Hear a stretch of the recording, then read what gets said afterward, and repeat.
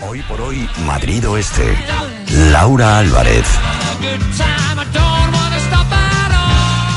13:09 del mediodía y ya estamos de vuelta en este Hoy por Hoy Madrid Oeste para saludar a Jennifer García Carrizo, la investigadora y profesora de la Universidad Rey Juan Carlos, que acaba de realizar una simulación en el desierto de Utah sobre cómo es vivir e investigar en Marte.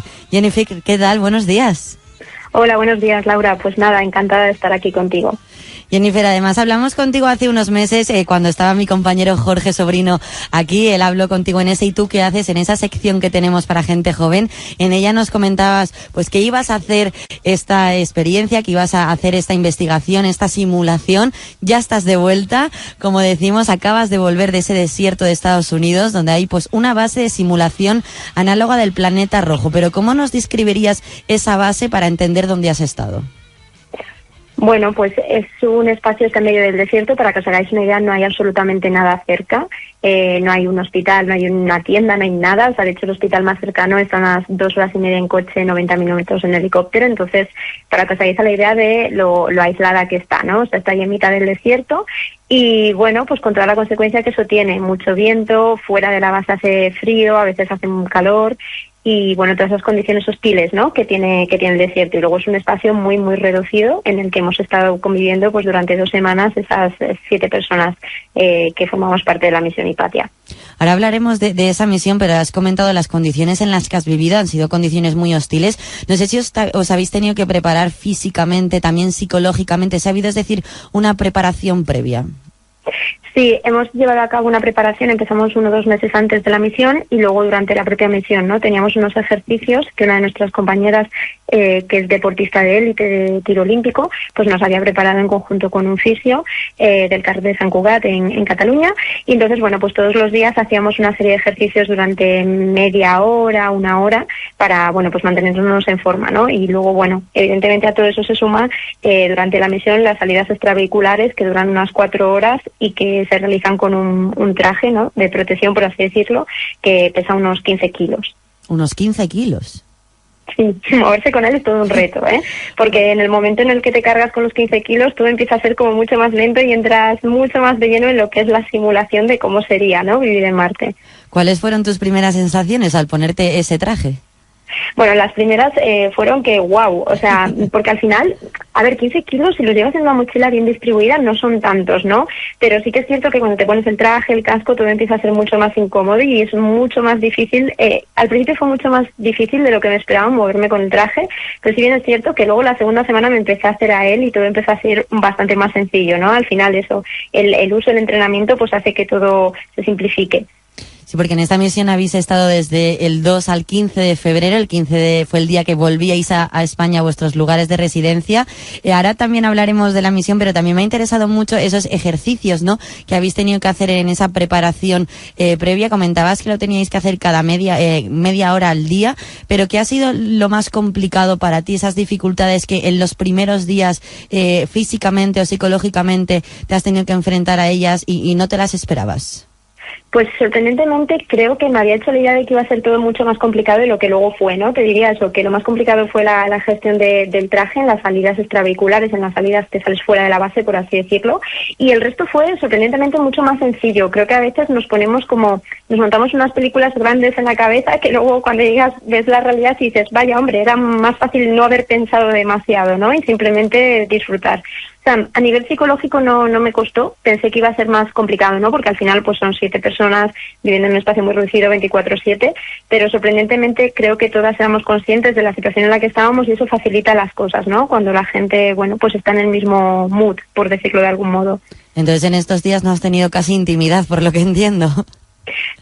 Bueno, no, cada una sí que es verdad que tenemos una habitación individual en la base que es muy, muy, muy pequeña, ¿vale? Para que te hagas una idea, serán 2 metros de largo por medio, 75 centímetros de ancho, pero bueno, al final no convives todo el rato. Lo que pasa es que, bueno, piensa que todas tenemos un proyecto de investigación que desarrollar y al final estás muy centrada en eso y tampoco te queda mucho espacio libre para socializar. Entonces es paradójico, ¿no? Es una sensación curiosa.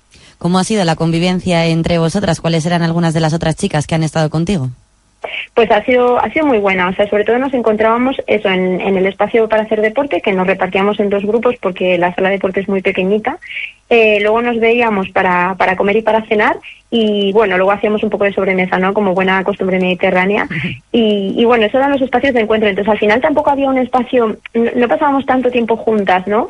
Pero la verdad es que ha sido una convivencia muy buena y creo que todas nos llevamos un recuerdo maravilloso.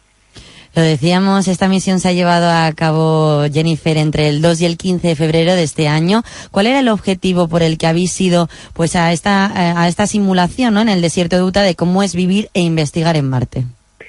Bueno, teníamos varios objetivos, ¿no? Por un lado, es una misión que, forma parte de lo que es la Asociación Hipatia Mars, entonces esto es la misión Hipatia 2, y uno de los objetivos era visibilizar el papel de la niña y de la mujer en la ciencia, porque al final solo 7 de cada 100 astronautas son mujeres, entonces es algo que, queremos cambiar, ¿no?, en un futuro.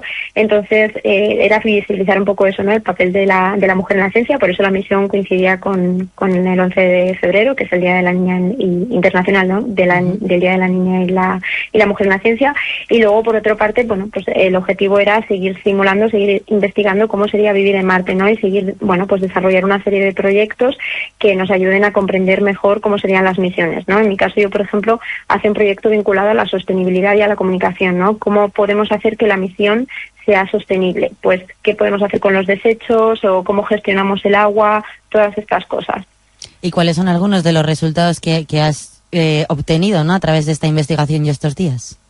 Sí, a ver, aún es pronto porque al final en la investigación, tú cuando estás ahí en la simulación lo que haces es la recogida del trabajo de campo, ¿no? O sea, haces la recogida de datos y luego tienes que volver a la Tierra, entre comillas, y analizarlos, ¿no? Entonces aún estamos en ese proceso, ¿no? Pasarán unos meses hasta que podamos decir, pues el resultado de la investigación es este. Pero sí que te diría, por ejemplo, en lo que tiene que ver con la sostenibilidad, a mí me ha sorprendido mucho lo fácil que ha sido vivir pues con 10,5 litros de agua al día, ¿no? Por persona, teniendo en cuenta que en Madrid pues consumimos de media unos 150, 140 litros por persona. Entonces, para mí, ¿no?, desde ese aspecto de la sostenibilidad, era un aspecto que yo decía, va a ser muy complejo vivir con tan poca agua, y sorprendentemente era muy fácil, era simplemente ser consciente de, de que el agua es un recurso muy limitado, ¿no? ¿Cuáles eran algunas de las otras condiciones con las que viviríamos en Marte? Tendrías radiación, entonces no podrías abrir la puerta de la estación y salir, que eso es algo que se simula. Te tendrías que poner este traje del que te hablo. Otra de las condiciones que tendrías, que ese no lo podemos simular, pero sería la microgravedad. Tendrías menos gravedad que en la Tierra, más que en la Luna, pero menos que en la Tierra, por lo cual eso también sería interesante. Y luego, evidentemente, no habría oxígeno fuera de la base, y ese es otro de los motivos por los que tendrías que vestir el traje de protección, ¿no?, para tener oxígeno. Y, por supuesto, pues la falta de recursos, ¿no? No tendrías agua y tampoco tendrías comida. Entonces, en ese sentido, pues tendrías que comer, como hemos hecho nosotras, pues comida deshidratada, que tienes que hidratar y luego consumir. O sea, todo cambia. Es decir, que a corto plazo no se prevén futuras misiones espaciales reales en Marte o una vida allí, ¿no? Es muy complicado, es muy complicado. A nivel tecnológico es prácticamente imposible. Sí que, hay algunas personas que dicen que en 30, 40 años podría ser posible. Yo te diría que es bastante difícil. Marte al final es un planeta muy hostil y no debemos de plantearlo como la solución a los problemas que tenemos en la Tierra, sino más bien como, sí que es verdad que el desarrollo tecnológico que implicaría ir a Marte nos podría ayudar, ¿no?, a solucionar algunos de los problemas que tenemos en la Tierra, pero la vida allí realmente sería muy hostil, mucho más que en el desierto de Utah, ¿no? O sea, que imagínate. Porque ¿cuáles son algunos de esos problemas que solucionaría el vivir, ¿no?, o el tener indicios de vida en Marte? Si pudiéramos llegar a Marte, sobre todo sería para investigar. Yo no sería tanto para irnos a vivir allí, ¿no? Claro. Sería más para investigar. Eso implicaría un desarrollo tecnológico muy fuerte, pues en muchos sentidos, ¿no? Porque a día de hoy, por ejemplo, no sabemos cómo combatir la radiación que hay en Marte. En Marte hay muchísima radiación. El cuerpo humano, si se expusiera a esa radiación, pues probablemente tendría muchos problemas. Entonces, descubrir o intentar entender desde el punto de vista de la investigación cómo podemos combatir esa radiación, pues evidentemente nos ayudaría a resolver algunos problemas en la Tierra también. ¿Qué ha significado para ti, Jennifer, el vivir esta experiencia? Ha sido una experiencia bastante interesante, muy interesante, y creo que es una experiencia que, bueno, en cierto modo te cambia la vida, ¿no? Porque al final, bueno, pues empiezas a ver las cosas de otra manera, empiezas a apreciar algunas cosas que das por hecho en la tierra, y también ha sido una manera de desconexión. Cuando estamos en la base estamos aisladas, no tenemos conexión con tierra, con el mundo real, solo 2 horas al día. Entonces es una manera también de desconectar del móvil, redes sociales y toda la vorágine de la vida, y centrarte en sobrevivir y en el proyecto de investigación, ¿no? Y a mí eso es algo que me ha gustado mucho, porque he podido disfrutar mucho de lo que estaba haciendo, ¿no? De vivir aquí y el ahora y estar muy, muy centrada. En tu vuelta a la tierra, por así decirlo, Jennifer, ¿has valorado ciertas cosas que quizás antes pues no le dabas la suficiente importancia? Bueno, fue muy curioso, ¿no? Porque cuando salimos de la estación, después de llevar allí 15, 16 días completamente aislada sin ver a nadie, pues claro, cualquier signo de humanidad, ¿no? Una persona, una señal, una carretera, nos parecía muy extraño, ¿no? Entonces, yo creo que simplemente empiezas a ver, bueno, durante las primeras horas, los primeros días, empiezas a ver la Tierra de otra manera completamente diferente, ¿no? Y sobre todo, o sea, creo que la parte del agua es lo que más me ha sido muy fácil vivir con tan poca agua, y me ha invitado a reflexionar el por qué gasto 150 litros en casa, si estando aquí, teniendo prácticamente las mismas comodidades, he podido gastar mucho menos. Pero ¿cuánta agua necesita nuestro cuerpo? Porque quizás 10 litros tampoco es suficiente, ¿no? No, bueno, a ver, beber necesitas 3-4 litros, todavía te quedarían 6, ¿no? Para lo que sería asearte, claro, limpiar y cocinar. Entonces, sorprendentemente es posible, pues si regulas el caudal de agua cuando limpias los platos, si cierras el grifo cuando te lavas los dientes, bueno, este conjunto de cosas. Si las duchas duran menos, ¿no? Sí, bueno, por ejemplo, nosotros una de las limitaciones que teníamos es que de máximo nos podíamos dar una ducha cada 3 días, o sea, en total fueron 3 duchas durante toda la misión, y esas duchas tienen que ser rápidas, y esa es la clave, o sea, en realidad las duchas es donde más agua consumimos, entonces la ducha te diría que es la gran clave, ¿no?, el acortarlas. Una de estas cualidades o de características de esta misión es que, bueno, todas habéis sido mujeres. Uno de los puntos también era que se celebraba, que estabais allí en ese desierto de Utah cuando se celebraba el Día de la Mujer y la Niña en la Ciencia. Es importante también este proyecto, ¿no, Jennifer? El que esté liderado por mujeres. Dabas tú antes datos de los astronautas que hay. Siempre hablamos de hombres. ¿Qué hace falta para que se valore a la mujer también en este aspecto? Bueno, creo que lo primero es visibilizar, ¿no?, a las científicas que estamos trabajando y que también estamos ahí, que desarrollamos una labor igual que la de cualquier hombre, ¿no? Entonces, en ese sentido, bueno, pues la misión empieza por ahí, ¿no?, por visibilizar a mujeres científicas y por escoger. Yo en su momento fui seleccionada por Ipariamas para formar parte de esta misión, y la idea es, pues, escoger y seleccionar a mujeres científicas que desarrollan investigaciones de calidad en el campo vinculado al sector aeroespacial, para visibilizarlas. Entonces, es la primera idea, porque visibilizándolas, pues bueno, es la manera en la que se pueden inspirar en las siguientes generaciones, para que ninguna niña piense que ella no puede, y que sea plenamente consciente de que, bueno, pues puede igual que cualquier persona. ¿Qué otros proyectos e investigaciones estás llevando a cabo en la actualidad?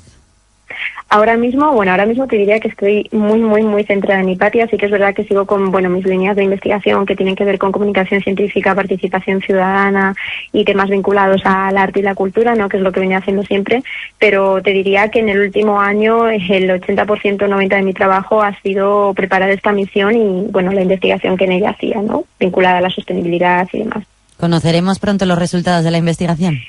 Eso espero, o sea, pronto es a finales de año, pero eso espero, y espero que lo disfrutéis. También estoy preparando un libro que se editará con Geoplaneta, así que, bueno, espero que os interese y que, bueno, sabéis en leerlo, a ver si consigo terminar de escribirlo. Jennifer, pues muchísimas gracias por estar hoy con nosotros y por volver a la Tierra y contarnos todo lo que has vivido allí en este desierto de Utah, de cómo es vivir y investigar en Marte. Muchísimas gracias. Muchas gracias a ti, Laura, un abrazo. Ser Madrid Oeste, Cadena Ser.